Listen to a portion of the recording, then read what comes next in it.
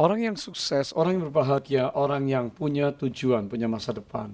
Kita nggak kembali melihat ke belakang. Sejarah dibuat oleh hari ini ke depan. Dan Alkitab mengatakan, Paulus sendiri berkata, aku telah melupakan apa yang di belakang dan mengarahkan kepada yang di depan. Pak Jarod, silakan Pak. Iya, saya pernah pelayanan ke LP Cipinang, LP Tangerang, Nusa Kambangan. Orang-orang yang di penjara 90% tidak punya cita-cita waktu kecil. Tapi ketika para direksi dikumpulkan, orang sukses dikumpulkan, mereka 90% punya cita-cita waktu kecil.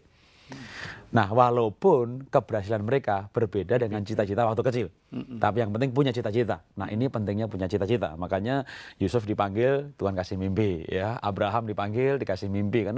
Karena mimpi, tujuan, visi, apapun istilahnya, itu tergantung. Ya, kalau di kelompok gereja kita bilang visi gitu ya. Dalam dunia bisnis kita bilang target, punya mimpi, punya cita-cita. Nah, ini akan mempengaruhi penggunaan waktu kita. Penggunaan uang kita nggak punya mimpi untuk bangun perusahaan, ya kita punya duit, spend semuanya untuk hal-hal yang bersifat konsumtif. Tapi sekali kita punya mimpi, aduh saya mau punya usaha sendiri, kita langsung menjadi tiba-tiba menabung, investatif, pengeluaran kita berubah karena pengaruh sebuah tujuan. Karena itu perlu sekali kita tetapkan tujuan hidup kita sendiri.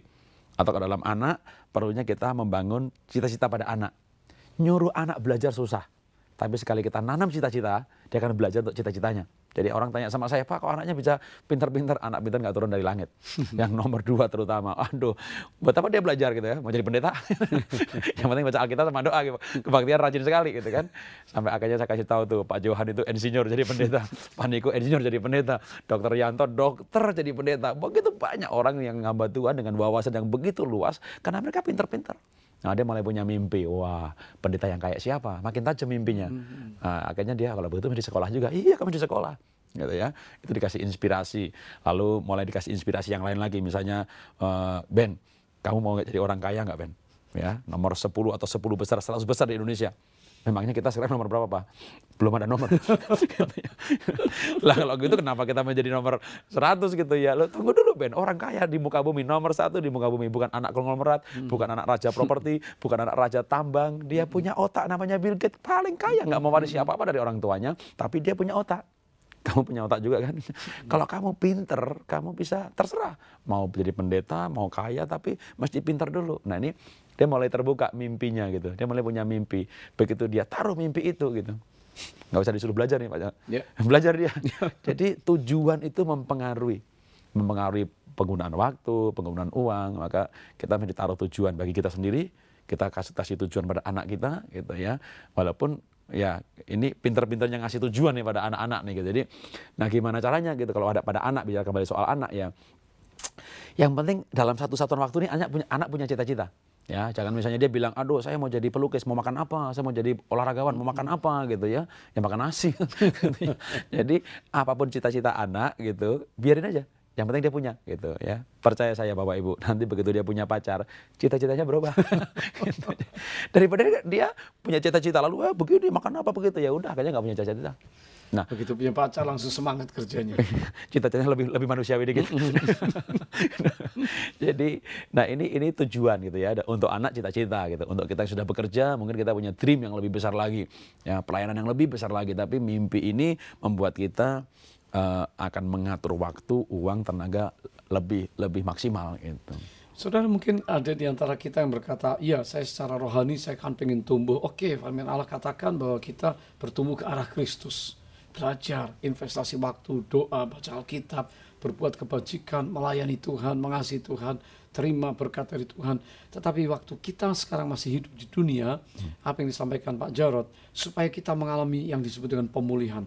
Tuhan itu menjanjikan untuk orang Israel, pada waktu mereka masih dijajah, ada di tanah Mesir, mereka berputar-putar, ya, mereka Tuhan janjikan berkat tanah perjanjian, dan mereka ke sana. Ini sebuah visi, sebuah cita-cita Tuhan sudah tunjukkan.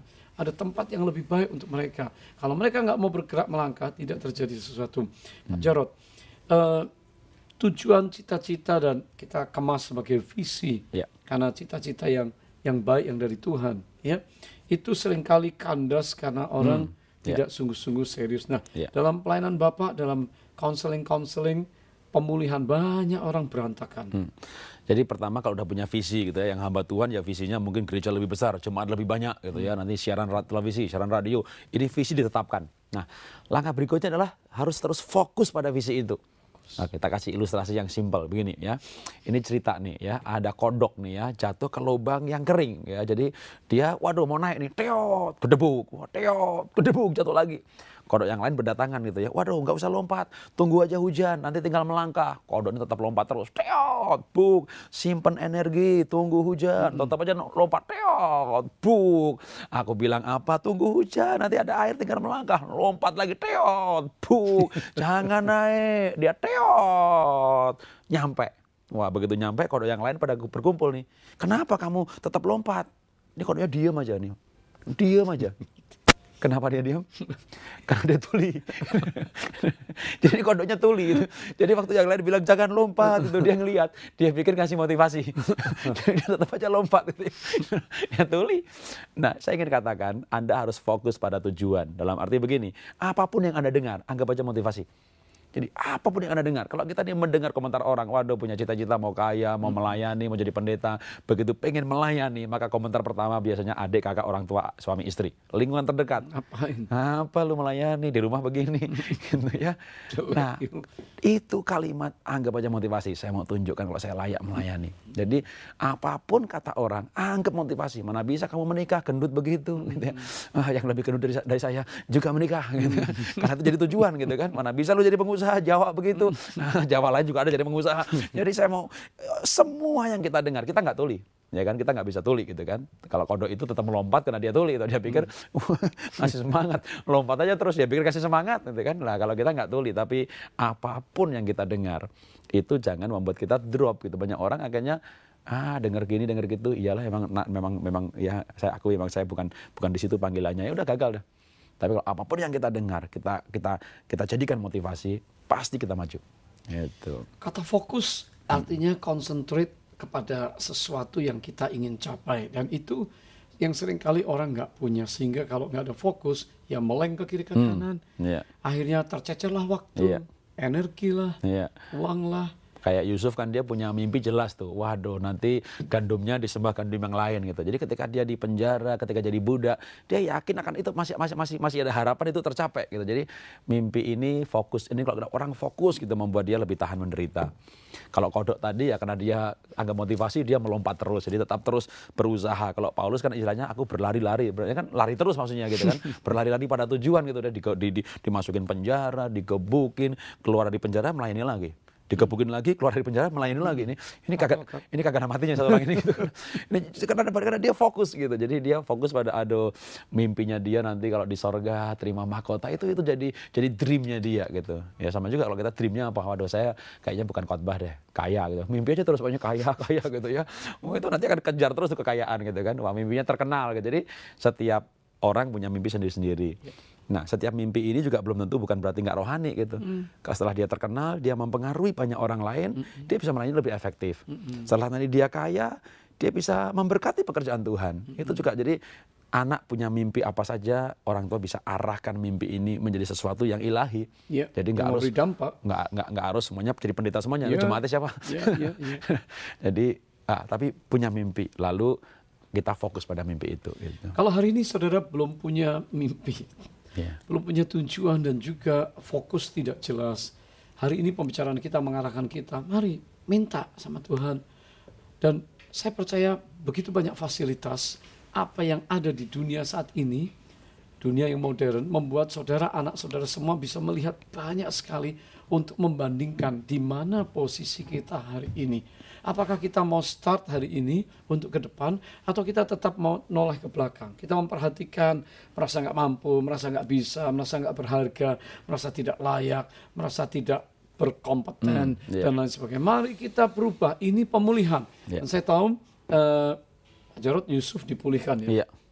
Dari seorang budak. Dari orang yang tadinya ya ketika dia dijual sama kakak-kakaknya, pastilah dia terluka hatinya. Tapi kan dia mengampuni kakaknya gitu kan. Waktu kakaknya datang malah dikasih tanah gosen itu.